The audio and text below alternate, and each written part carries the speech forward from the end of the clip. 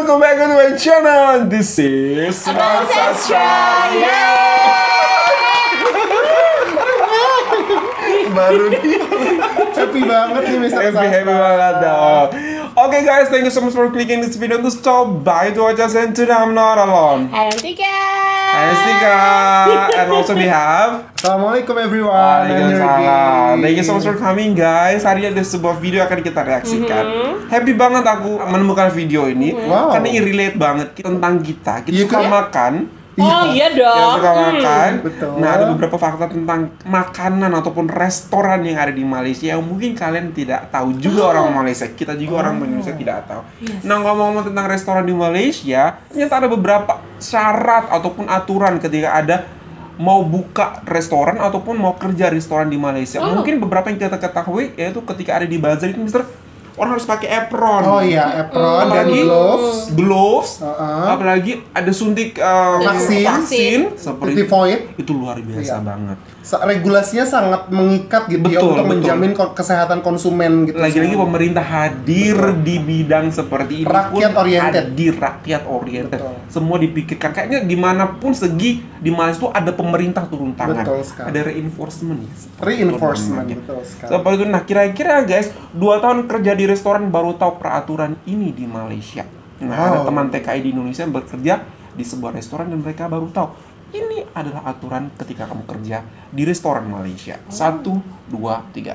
Ya, selama saya kerja di restoran di Malaysia ini, saya jadi banyak belajar benda-benda baru, banyak mengetahui hal-hal baru, termasuk tentang aturan-aturan yang ada di restoran yang diterapkan di Malaysia ini.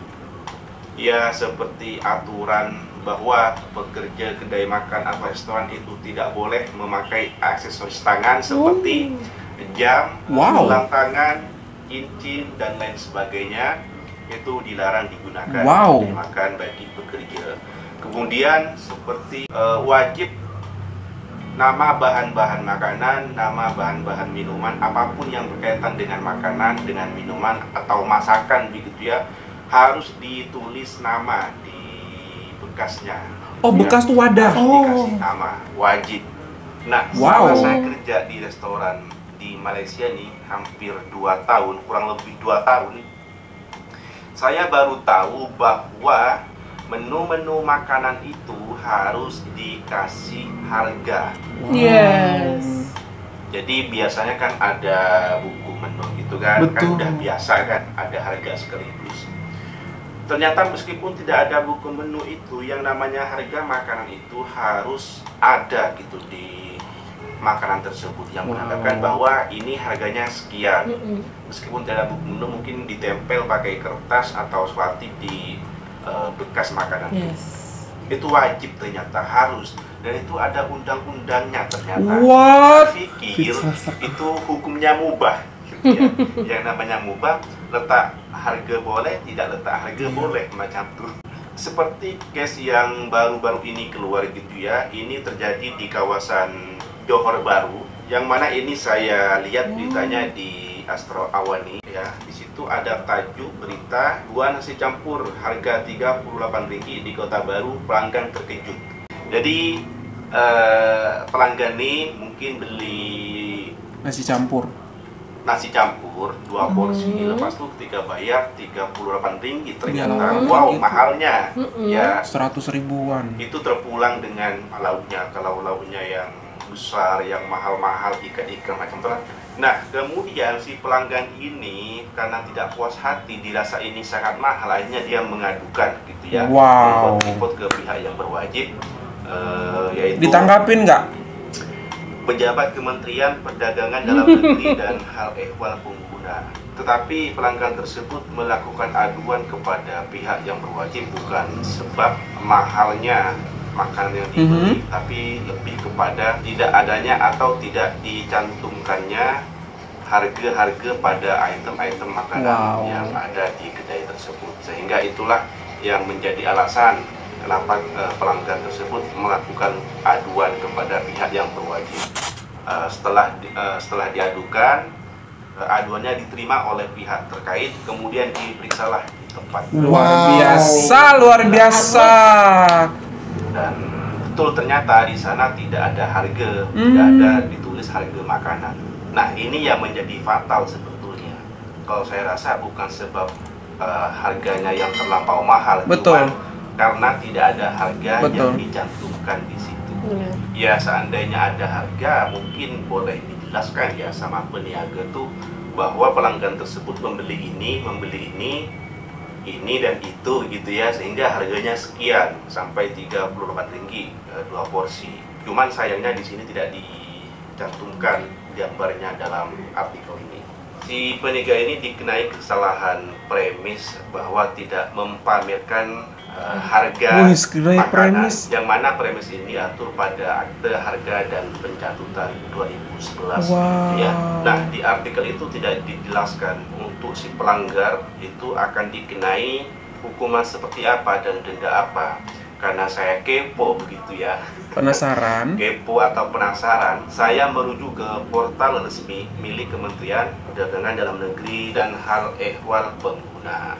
Ketika saya baca di situ ya, di situ lengkap, kemudian ada dendanya gitu ya. Ketika saya membaca dendanya itu lumayan wow gitu ya, lumayan terkejut gitu. Ternyata dendanya itu lumayan besar gitu ya. Jadi di situ ditulis, saya cantumkan di sini ya. Di situ ditulis bahwa bagi pelanggaran ini itu dikenai denda sebanyak 100.000 ringgit atau 3 tahun hukuman penjara. Itu kalau kesalahan pertama. Kalau kesalahan itu diulang lagi atau kesalahan kedua dan berikutnya, maka si pelanggar tersebut akan dikenai denda sebanyak 250.000 atau hukuman penjara selama 5 tahun.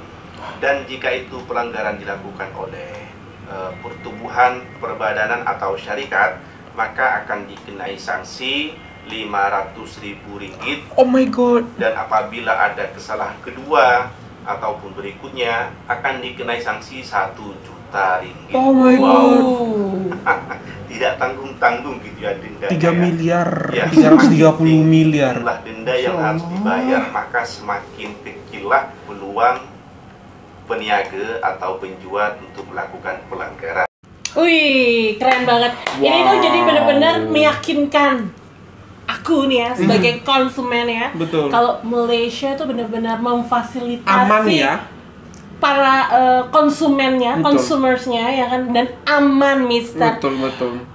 Ada badan khususnya loh, Iya, Mister. itu luar biasa Dan banget, yang- itu luar biasa ya, banget. dan yang paling kita suka dan aku kagumi sekali ya, Mister, kayak misalnya mendapatkan sebuah laporan cash dan itu langsung ditindak. Itu dia. Itu amazing banget, itu wow banget sih Dan buat ini kita. berkaca sekali dengan yang terjadi di Indonesia ya, berkaca karena sebenarnya beberapa kali kita lihat case misalnya pada saat musim liburan, orang-orang berpergian, tiba-tiba mereka makan tanpa ada harga dan tiba-tiba Betul. harganya jadi melonjak Betul, sangat tinggi. Betul. Yang ada apa? Kadang-kadang kita nggak tahu di mana nih kita harus mengadukannya. Betul. Langsung mengadukannya lewat sosial media, Betul, posting lah. betul. Masa makan Betul. rendang 2 biji segini? Betul. Masa makan 2 orang harganya segini? Betul. Hanya seperti itu. Jadi Iya, kita nggak ada. Iya. No, kita nggak ada lembaga. Kita juga yang bingung buat- mau Benar. mengadu di mana untuk hal-hal seperti ini, tapi luar biasa banget. Lagi-lagi pemerintah hadir di dalam setiap lini kehidupan masyarakat Malaysia. Yes. Even the small thing that apa sih kamu makan udah makan dibayar Iya, kok gitu kan, benar. dikasih makan kok. Bener kok komplain. Iya tuh kok komplain, terserah saya penjual, saya mau Iya. pasang harga berapapun, so kamu udah makan ya udah kamu harus bayar seperti itu. Tapi tidak seperti itu. Iya. Keren ya. Jadi Wow. sistemnya sama-sama enak. Penjual dan pembeli. Terus ada keterbukaan, betul. kejelasan. Betul, dari awal sudah jelas seperti itu. Orang juga kan bener. ketika mau beli kan harus mengukur kemampuan dia Iya. juga ya. Duitku pas nggak ya? Duitku banyak atau tidak cukup seperti itu. Benar-benar. Jadi Wow. sebenarnya mudah, semua hal yang kita jalani di kehidupan ini mudah apabila kita kembali kepada Al-Quran ya, sastra dan mistika. Jadi benar. Iya, tadi Islam, hukum Islam. tadi sebenarnya saya Iya. teringat dengan kalimat ini karena Mr. Sastra bilang pemerintah hadir di setiap lini kehidupan warga Malaysia gitu, masyarakat Malaysia. Kenapa? Karena Malaysia ini kan dasar hukumnya adalah memang Islam ya yang tertera dalam kitab suci Al-Qur'an, dan termasuk jual beli itu sendiri ada di hukum fikih. Kita sudah mengerti bahwa yang namanya akad hanya boleh terjadi ketika fisiknya kita ketahui dan harganya kita ketahui gitu. Dan sebenarnya kalau kita kembali senantiasa berpulang pada Al-Qur'an, kehidupan kita di setiap lini kehidupan yang kita jalani pasti akan aman, terlindungi, sehat, sejahtera, sentausa gitu.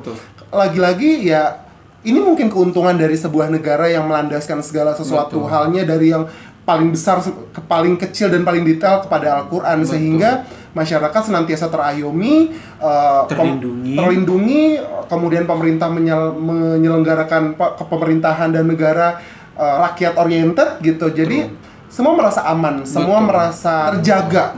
Seperti yang tadi Mistika bilang, aduan senantiasa ditanggapi, ada responnya seperti itu. Oleh apa tadi KPDN ya, Kementerian Perniagaan Dalam Negeri kalau tidak salah, betul ya? Betul sekali. Kalau korek me bang. Nah, luar biasa banget, betul banget Mister. Kalau di hukum Islam itu ketika kamu mau lakukan jual beli, pembeli dan penjual tuh harus sudah sepakat seperti itu. Ada sepakat harga pun harus ada lihat barangnya. Sudah sepakat harga, tidak membeli kucing dalam karung pun itu dilarang banget sama dalam majelis Islam. Seperti jadi benar-benar jual beli itu menguntungkan kedua belah pihak seperti itu. Dan ini benar-benar dilihat oleh orang Malaysia. Diatur. Kalau di Indonesia guys, mungkin terlalu banyak penjual ya seperti itu. Karena kalau Indonesia kita buka pintu aja tuh orang udah teng sate, teng bubur ayam, teng bakso seperti itu. Jadi they don't also provide the price list in their gerobak seperti itu, in the menu seperti itu. Jadi ketika kita Indonesia, even us as Indonesian citizen tuh benar-benar harus nanya, harus was-was bener. Aduh mau makan di situ, ih mahal tahu di situ nanti kamu ditodong seperti itu. Ya udah jadi harus kalau lapar, Pak, berapa satu bungkus? Iya harus nanya seperti itu, harus benar-benar dari kitanya harus ada bertanya. Kalau tidak seperti itu kamu bisa sudah selesai makan, apa yang bisa kamu lakukan seperti kadang begini sih Mr. Sastra dan Mistika, apa yang saya alami dan saya khawatirkan, risaukan gitu ya, gelisahkan adalah ketika orang-orang tuh gengsi untuk menanyakan harga ketika mau belanja, takut disangkat miskin, tidak punya uang, tidak punya duit gitu, karena khawatir banget sih kemahalan, takut orang lain berpendapat seperti itu. Ternyata tidak, maksudnya apa yang kita semua pelajari di fikih yang tadi kita sebutkan, akad jual beli, kita harus sadar betul berapa harganya, dan semoga melalui video reaction ini kita bisa video ini bisa mengedukasi siapapun yang menyaksikannya untuk tidak ragu-ragu bertanya apabila harga tidak tercantum, apabila harga tidak clear, tidak jelas tersampaikan gitu. Kalau memang ragu, ya bisa ditinggalkan gitu. Atau bisa cari tempat makan yang lain gitu, restoran yang lain. Seperti itu sih Mr. Sastra. Iya, baiknya sih jangan kita ya customer yang datang inisiatif bertanya, yang jual yang inisiatif pasang harga seperti itu. Dan aku jadi penasaran nih Mister, dengan kejadian, maksudnya kan udah kejadian case misalnya pembeli merasa tertipu. Apakah pemerintah udah ada belum sih kita nih peraturan seperti di Malaysia ini? Kalau di Indonesia sih so far tidak ada Mistika, karena memang itu masih ada kita temukan hal-hal seperti itu. Jadi kita it's like rahasia umum. Dan lama-lama terbiasa. Iya, dan lama-lama terbiasa rahasia umum. Ketika kita datang ke sebuah kayak ada pamer, ada fair itu, kita udah mulai takut tuh. Masuk karena nggak ada daftar harganya. Kita harus benar-benar inisiatif bertanya seperti itu, karena memang tidak ada daftar harga di mana-mana pun seperti itu. Dan biasanya tuh di negara kita hal seperti ini di beberapa daerah ya mengandalkan sanksi sosial gitu. Everything has to be viral. Dan itulah kemampuan kita. Hanya itu kemampuan kita karena kita tidak tahu kemana harus melapor. Jadi kemampuan kita harus mengandalkan viralin aja gitu. Karena kita we don't know where to go. Seiring berkembangnya zaman, seiring berkembangnya teknologi, rasanya sudah barang pasti pemerintah dimanapun negaranya berada gitu ya harus kemudian mengkaji sampai hal-hal terdetail di bidang perdagangan ini, karena ini bisa jadi modal untuk menarik wisatawan luar negeri datang ke negara kita gitu. Apakah negara kita terpercaya dari bidang perniagaan atau jual belinya seperti itu sih. Dan ini juga bisa memperkuat paspor kita untuk kita datang ke negara lain gitu. Ini pengaruhnya tuh banyak sekali. Pengaruhnya banyak sekali. Gimana kita mau percaya atau mau orang luar datang ke tempat kita untuk makan, untuk explore foods, untuk explore places in Indonesia, sedangkan kita orang Indonesia aja belum merasa secure banget gitu. Apalagi mereka gitu yang benar-benar know nothing about our country gitu. Kita semua sangat mendukung usaha kecil dan menengah ya. Kita bertiga sangat suka jajan, jajan kaki lima, we love street food, we love street food. Tapi kadang justru di sanalah kami jebakannya banyak. Jadi kami juga mengimbau melalui mengajak, bukan mengimbau lah ya, siapalah kami gitu ya, ingin menginspirasi juga melalui video ini untuk yuk sama-sama kembangkan usaha kecil dan menengah di negara kita, di daerah-daerah terpencil atau dimanapun kita berada, untuk lebih transparan dari segi harga, karena berjualan bukan hanya tentang sebuah keuntungan. Berjualan adalah tentang bagaimana kita menjalin silaturahim dan menjaga, mempererat pembeli yang sudah sekali datang untuk terus datang lagi. Jadi it's not only about one time. Bagaimana kita tetap mempererat hubungan itu terus menerus. Yes, luar biasa banget. Wow, semoga ada inspirasi lebih baik lagi untuk teman-teman dari Indonesia sehingga menonton video kita, dan ini sangat beneficial banget untuk keberlangsungan perekonomian di sebuah negara. Jadi teman-teman ataupun sebagai customer tuh tidak ragu-ragu untuk membeli gitu. Jadi karena ragu-ragu membeli, jadi jualan teman-teman yang ada di kaki lima pun tidak terbeli karena memang ragu dan takut. Jadi dengan solusi yang diberikan ini, ayo kita bisa kembangkan sama-sama perekonomian yang ada di Indonesia, ya kan? Seperti itu loh, no scamming lah. So yesterday, come on, open. Harus maju ya. Okay guys, that's all from us. So hopefully that you find this video good. Don't forget to subscribe to this channel. Don't forget to subscribe button. So much love from us in Indonesia. Boleh.